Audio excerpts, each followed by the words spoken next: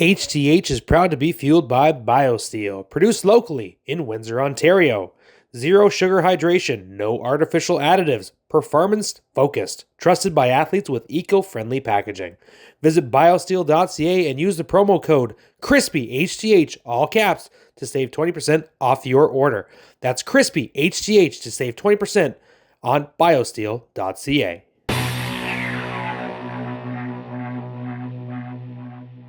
What's going on, all you beauts and beauties? Welcome to the Hat-Trick Hockey Podcast, brought to you by GL Heritage, the official beer of HTH. I am your host, Brett Hedges, along for the ride with one of my favorite guys, the creator of the show, the king of crispy, Anthony Gaudette. Yes, whoa.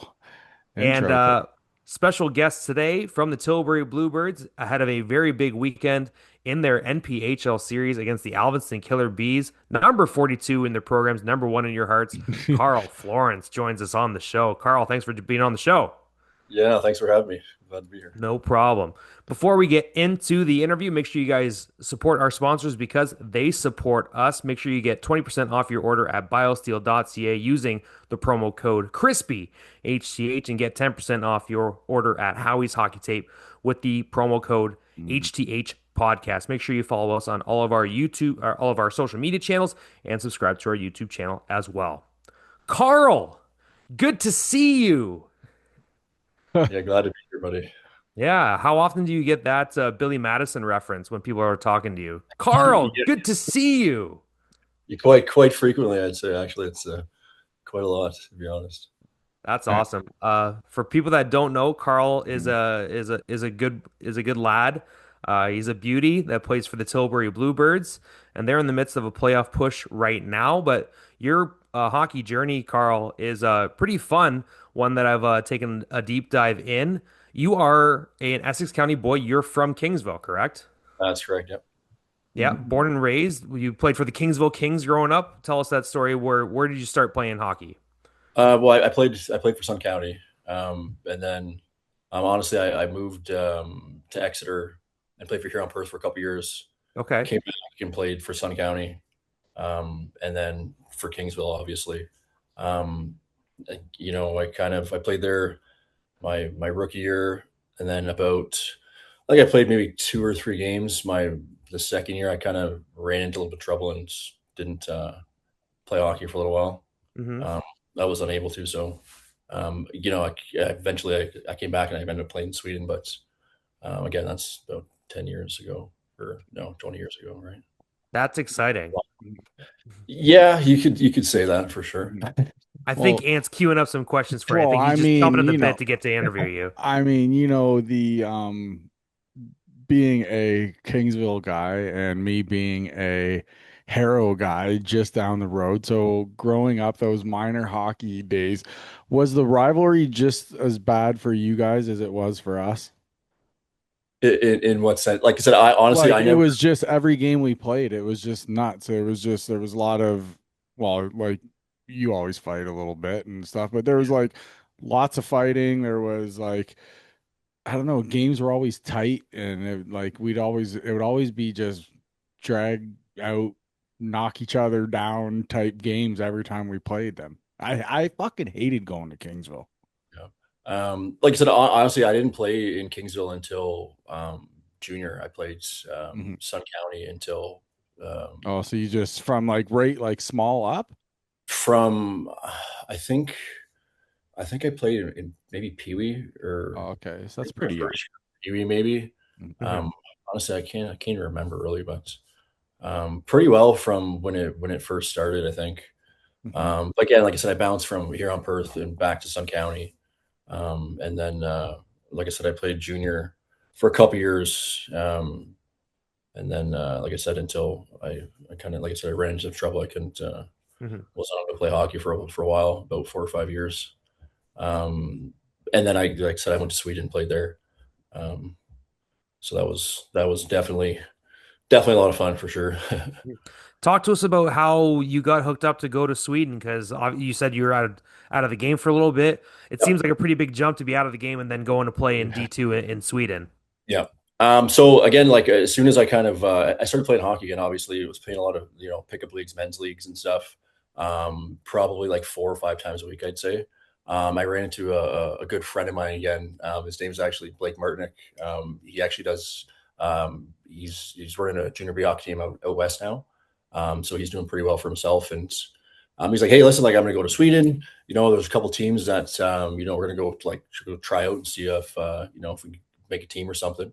He's like, you want to tag along? And I was like, sure, yeah, I'll come with you. So we kind of just hopped on a plane, went to Sweden. I think we probably fuck the stories I could tell you that we did over there is it's pretty crazy. But I think we probably tried out for 2 or 3 teams. We ended up playing for different teams, but until finally made a team. Like I made Nita Sam. He played for Natalia, I think maybe. But again, like we just kind of went there on a whim to see if we could play hockey over there. So Mm-hmm. kind of how it went. How old were you when you were there? Like, were you probably 20s, right? Early 20s, Yeah, probably? 22, maybe 23, I think. Still, I No, mean, yeah, something like that. Still young, but yeah, that's young to be so far away too. Like that, but yeah, I actually then again now they're doing it at like 16 yeah, years old. They're gone away, so I don't know what the hell I'm talking about then. Mm-hmm. yeah. Again, I was gone away for quite like I said, 3 or 4 years before that anyway. So I kind of came home and was like, there wasn't really much difference, I guess. I was like, hey, well, what do you have to lose at that point, right? So definitely it was a great experience. A lot of my friends were like, you're crazy, like you're just gonna go on a plane to Sweden and try to play hockey. I was like, well, why not, right? So Mhm. Yeah. um, you know, Was it a tough transition going from playing, North American style, Canadian style to going over to Europe where I'm sure they didn't partake in the fisticuffs as often as you usually do? honestly, like I say all the time, I probably went to the worst country I possibly could have, like to choose wise, because it's probably definitely the most competitive. I mean, the reason I left was like there was 15, 16-year-old kids that were better at hockey than I was, So I was like, what, how long? Like I said, it was great. I had fun, but like, how long am I really going to last here? So I mean, I kind of went for a season, the rest of that season that I lasted out, and then I came home, obviously, but Mhm. it was a great experience. But like I said, I definitely chose the wrong country, I think, to go and play hockey in, for sure. Did you get to see a lot of different places in Europe while you were there, or like what did you get to do while you were in Europe? Honestly, I did a lot of traveling. Like Sweden was awesome. Like you could take a train from northern Sweden to southern Sweden for like $15. So I mean, we kind of went. I went to Spain. We went to obviously to like Finland, Norway. Like I said, I had a great time. It was a blast. I would never change it for anything. But again, just the fact of playing hockey like I said it before. Like I just feel like their hockey program is far ahead of ours.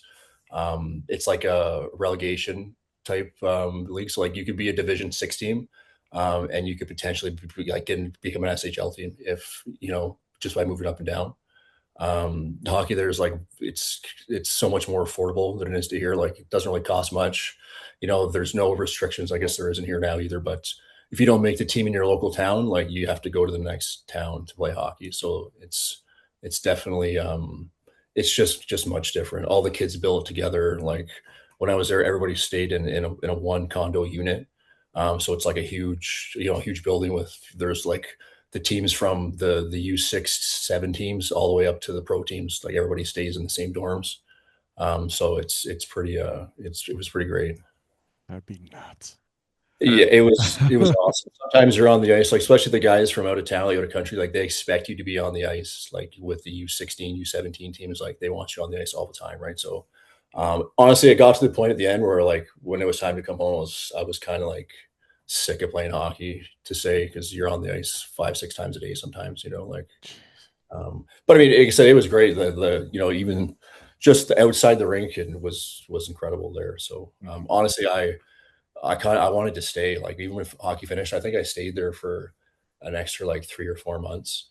I was like debating whether if I was going to come home or not. I was just going to try to stay there for forever. Obviously, I came home, but it was definitely crossed my mind a few times. Mhm.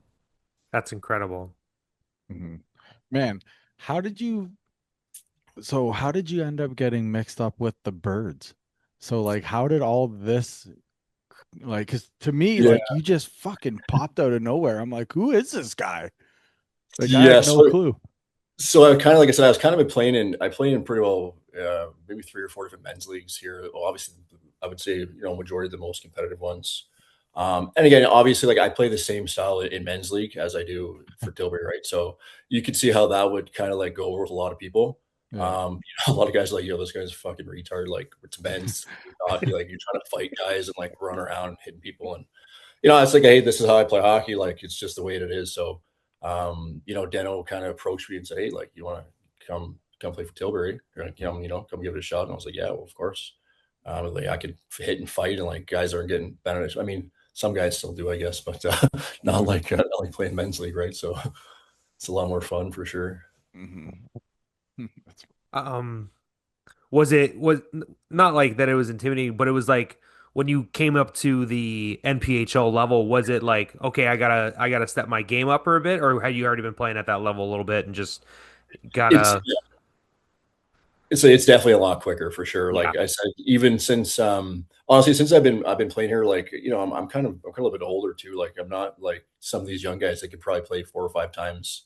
Some of them are playing 3 times a day. Like I don't I just can't do that anymore. So I kind of took a step back, I'd say, from the men's a little bit because I've been playing so much with Tilbury. And I got back on the ice there the other day and I was like, wow, like it's just so much more. You don't realize how much quicker it is playing in Tilbury, when you step back out there. It's just like you feel like you're like 10 steps ahead, Hmm. uh, definitely a lot faster. For yeah. sure. It's a fast league, man, and it's a lot of fun Yeah. to call. So if Yeah. people haven't been out there, you guys got to check it out, man. Yeah. And especially the series that you guys have been playing with Yeah. Alvinston has been a lot of fun. The first time that you dropped the gloves in this league, did it Yeah. get your blood pumping again? Because you got some big crowds that are in there. Like, what is it like dropping the gloves with somebody in a league like this where you know that this guy can chuck them too? Honestly, I said to the boys, like I'd fight 3 times a game if they let me. Like it's kind of, I love it. And if win or lose, like I said, if I lose, I'm definitely trying to fight you again. So, um, like I said, that's kind of, you know, uh, that's just, I don't know. It's just part of most part of the game that I like, I guess, Mhm. it's crazy enough to say, I guess, but, Is there anything else that compares to that? Like in, that adrenaline rush? Like, Well, I mean, I'm sure there's other things, I guess, but honestly, I don't even say it's mostly about that. It's just like, I like to be there, for the boys. Like I said, I play for the boys, and I feel like I even tell the boys all the time, like, listen, like I'm not gonna let anybody else fight anybody else. Like if someone has to fight, they're gonna fight me, like. So I feel like that's my role is to make sure that the guys can kind of move around, do whatever they want. I even tell them to say whatever they want, and talk all the shit you want. And if they want to know off back, well then tell them to come fucking deal with me, right? And then it's just kind of like I said, it's I think we have a great opportunity with the team that we have, to win here this year. And I think if everybody kind of puts as much effort in as they can, we should have a hell of a chance in doing that. So. Mm. hmm At the Man. time of this recording, it's 2-2 in the series. I think Yeah. Ant's got the next question here. Man, what's up with the no shoulder pads or elbow pads? Like, are you fucking nuts? So, I honestly, I haven't. I was telling the boys like I haven't wore elbow pads since like Bantam. That's I can't fucked, even dude. tell you.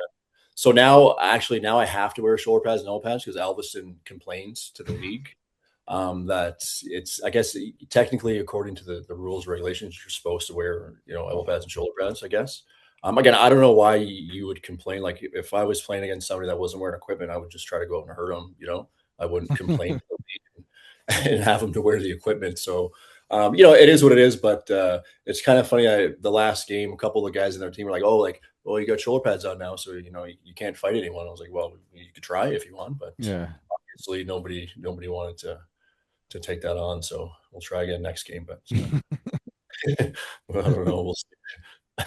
The one guy on Alvinston that you've actually done the dance with twice now is Sure. Matt Cunningham. Same, Talk to yeah. us about how you guys first got into it, and talk about round two as well in game one of your series in the NPHL playoffs.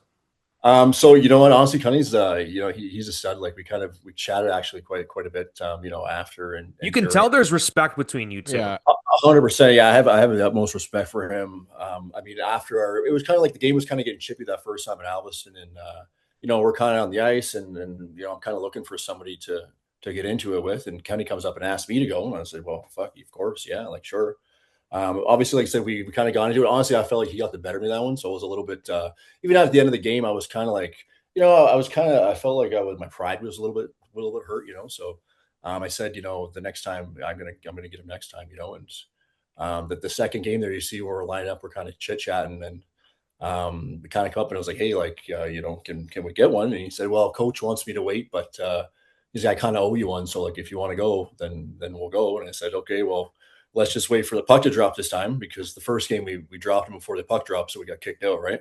Oh, okay. Yeah. Okay. So that was what happened the first game. It was we dropped. I guess I didn't know that was a rule. So I just said, hey, let's wait for the puck to drop this time. And then we had our fight, and after again we went to the box and we kind of a little thumbs up and head nod in the box and everything. And actually a funny story too. So going into the next game back home, we're still at warm-ups. Obviously, I'm just hanging out at the red line, kind of just looking out, looking over to the other side there. And my wife and my kids are sitting, like behind the glass there at the far side. So I'm trying to wave to them, right, see if they could see me, and they're not seeing. So Cunny comes over and he's like, man, he's like, you fucking waving at me? And I was like, no, I was like, I'm waving at my old lady and my kids. So then we started shooting the shit again, just kind of chit chatting. And obviously, I asked him if he wanted to go again, and he said he can't. Coach told him no, but like I said, I'll keep asking them, the boys, every game, and see if see if we can get another one. But Man, I mean, it's got to get the boy. It goes a long way in the room, man. oh And yeah, and like I said on our last show, I'm like, by you just mixing it up, you literally said it, because it gives the guys some room, yeah, and they're not fucking taking shots at anybody. They're not, because we've seen some games, Brett, get chippy this year. And one of the things I said is I was like, man, we didn't have a guy in the like lineup who can kind of balance that out, right? And now like you're here and it's like, oh, okay, now the boys are, so it's now all the stars are shining, shall I say. Yeah. Like, yeah, there was no Yeah. mediator at the time, right? There was no guy to kind of answer the bell. Like, Mm, and Zach Valancourt, like he fought I think it was he fought Cunningham earlier in the year, and they had a great tilt. yeah. But then he goes to junior C, and then you came and filled that role pretty perfectly, if I say so myself. So it's just, and not only does it gives the boys a lot of juice, it gives the arena juice. Like Oh, you can absolutely feel it in the arena after you see a tussle like that. And you've seen the videos on social media. If you guys are following us and you're following the Bluebirds, you've 100% seen these clips. And they're anytime you see these any of the comments, oh my God, that was fantastic. Like oh, it's good for the league, and the fact that you guys aren't, it's not letting anything truly dirty happen in the game because you guys are mediating it amongst yourselves. I'm totally into it. um are we gonna see anything like that this weekend, Carl, or what do you think's gonna happen? well, like I said, I mean, I ask every game, 2 or 3 times a game, to multiple guys. So like, I could guarantee you, like if somebody's gonna give me one, like I'm gonna take one. Like I said, I'd take 2 or 3 in a game if I could. Um, I feel like it pumps the boys up. Like it lets the boys know that nobody's going to be going around and doing anything that they shouldn't be. And if they are, then I'm going to go out and deal with it. Um, like I said, I feel like that's the thing I can offer the most to the team is that, right. So like I'll do that every time, every chance that I can, if it means that it's going to give us a better chance at winning the game or the series or whatever, protecting the guys, whatever the case is. Oh, the one game I was laughing because you like hopped over the boards, then everybody started cheering. I'm like, They I know. think I'm like, look at this guy. I don't think I played for about 10 minutes, I think, too, but before that. So Yeah. it was like, it was definitely a good feeling to get out there and, have the crowd, I guess, give you a little bit of, you know, um, little bit of praise, I guess. Oh yeah. For sure. So, Carl, heading into game four, you guys were down 2-1. You guys had won game one in overtime, right? 5-4. Then you lose game two and three by identical 7-2 counts. And Yep. then we get to game four and we go into double OT. Matt Anthony makes 97 saves. Yeah. What was the was anyone talking to him during the game? What's the conversation when you guys are having on the bench? Like, oh my God, Anthony is having himself an absolutely monster game, and Oh it yeah. and it helped you guys get all the way back and tie this series. Yeah.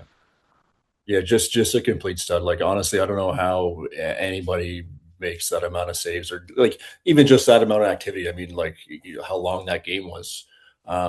Like I said again, I remember my wife and kids waiting for the game, and they're like what's going on here? Like this, you have no idea what's going on. Like, even the people in the stands are kind of like, all right, like it's time to go here, right? So I couldn't imagine how he was feeling, just taking pucks off the head all night long, for 4 hours, like just incredible. Mhm. Hmm. Yeah, I And can't then believe some of the shot totals in Yeah. these games, like you're saying, and I'm saying like not even the ones that go to overtime, like the ones that don't, they're like 60, Yeah. 70 shots some games. It's insane. Yeah. Yeah. The guys are not that's just, not counting the ones that don't hit the net, right? That's what Like I so mean. it's what are your thoughts on just like the overall like the skill level of this league and if anyone hasn't come to watch, like what are they missing? like I said, honestly, I mean, if you're gonna go watch any type of hockey, that would be where you'd want to go. Like, there's no, especially like I said, the fighting, the checking, the contact. Like, you're not, even if you're going to watch junior, it's not happening anywhere like that anymore. Like, yeah, it's kind of still has a little bit of that old time hockey, right? Because the guys are out there mixing it up, and usually, like I said, there seems like there's like at least a guy or two on every team that's willing to kind of to get into it, and I mean, you have a lot of guys that are like they're still studs, unreal talent wise, that could play potentially, wherever they want realistically. And obviously they're back home and they have lives now. But like I said, I wouldn't want to play anywhere else now, realistically, after given the opportunity to play here.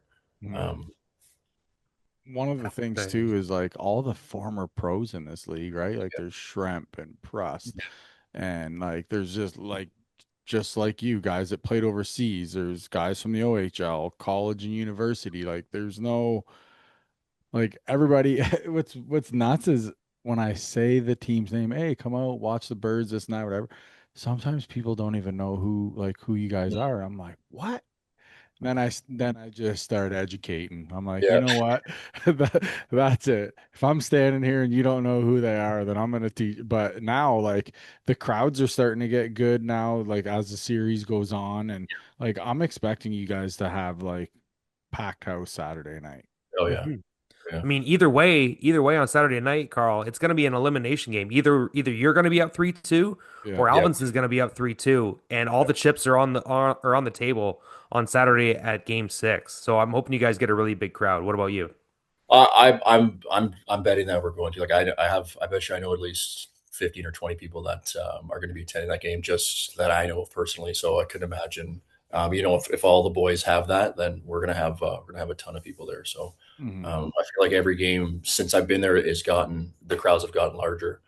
And I mean, like I said, plus you're out in Tilbury, like what else you guys have to do? You might as well come out and give it a shot, because I guarantee you come watch that game, you're gonna want to watch a hell of a lot more for sure. Yeah. Hmm. There's entertainment for everybody. Like I said, I'll definitely be trying to entertain the crowd every game if I have the opportunity to. So, Mhm. Man, I think the hardest part to be with a guy with your role is like when to do it. Yeah, when's the Like perfect I time? find like when is the optimal time to where it's like it's not going to hurt the team, but yeah. it's going to rev everybody up a little bit. Like how do you find that perfect time? Honestly, like I feel like obviously, other than the times that you need to go out and send a message because somebody's acting up, or Yeah. guys are getting out of control. But I feel like if you go out there and you win that fight, I don't really see how there's a bad time. Okay. You go out there, even if you get into a good tilly, like it's going to pump the boys up, right? Lets everybody know that you're willing to kind of to go to war for them, do whatever you have to do to kind of get the game going, add some grit, be willing to take that big hit and give it back. I think kind of makes a big changes the game quite a bit. Just like I said, just the fact that even if the fact that the guys know that you're going to be out there and you maybe give it to them, it kind of changes a lot of way guys think, right? So everybody's kind of on edge a little bit, right? For sure. That's incredible. Well, we've had you for about 30 minutes. Is anything else you want to add, Ant? I think we've hyped up this series pretty good. Everybody, if you haven't gone out to the rink, you're missing out. Number one. The hockey's great. It's physical, it's fast, it's anything that you want for local hockey. It has everything literally. And I enjoy Great for the town of Tilbury too, yeah, I'd say. oh yeah. I love doing the games and we love doing the games and and it's just yeah, we want this run to go long here and guys like you are going to be why it could go long, you know what I mean? So I'm just gonna say good luck, man. Chin down, punches and bunches, okay? And be safe and good luck, bro. I appreciate that.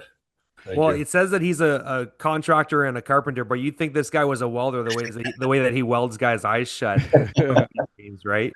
Yeah. Are you part of any businesses or anything that you want to shout out before we cut it off? Geez, I didn't. I mean, like I said, I kind of work for myself, so I mean, Yeah, tell us. Yeah, tell us what's the business like. well, I mean, I'm pretty busy right now. I got a couple things on the go, but I'm always looking for more work, right? So I do mostly interior, exterior renovations, landscaping, concrete. Honestly, pretty well everything. If you want something done, if you're gonna pay me, I'll do it for you. So, That's perfect. What's the best way to get in touch with you, Carl? well, if like I said, my phone number is 306 714 0075. That's my business number. So, you can call me for any type of work you need to be done. Like I said, I come by and give you quotes. Yeah. That's incredible. I think Ann wants a hot tub. Yeah. Um, We could, I mean, I do pools as well. So I don't know about, I mean, hot tub, you kind of just, you just hook it up, right? So, Ant's getting old, so he needs a hot tub to soak his bones in. I feel it. I feel it. Beautiful. Actually, I just started taking baths there the other day, and a buddy of mine's kind of like, buddy, once you start doing that, you're going to do it all the time. And I was always like, oh, this is weird. Like, I'm not taking a bath. Like, who the fuck takes baths, But, maybe I'm at that age now where it's going to become a thing. I don't know. That's exciting. Well, Ant, anything else? I think we're all man, good, right? that's it, bro. Yeah. Carl, I just want to thank you for being on the show. Thank you for being an ambassador for the Tilbury Bluebirds. Thank you for sharing your knowledge of the game, your passion for the game, and thanks for putting it on display in the NPHL. I know a lot of fans out there are big fans of yours, and as you said, every time he comes over the boards, people say, "Hey, that's the guy! That's the guy!" So maybe we'll see that this weekend in Game 5, 6, or 7. Who knows? In the NPHL first round matchup against the Alvinston Killer Bees. At the time of this recording, the Game 5 is going to be Friday in Alvinston. Game 6 in Tilbury. Either way, it's going to be an elimination game. Someone's going to be up 3-2 in that one, so they're going to be playing for their lives, or they're going to be trying to end a series there. So make sure you're there in Tilbury on Saturday night at Tilbury Memorial Arena. If you can't make it, make sure you can tune into me and Ant with the live stream audio on the Tilbury Bluebirds channel. Carl, thanks again, and we'll see you next time on the Hat Trick Hockey Podcast. Good night. I lost my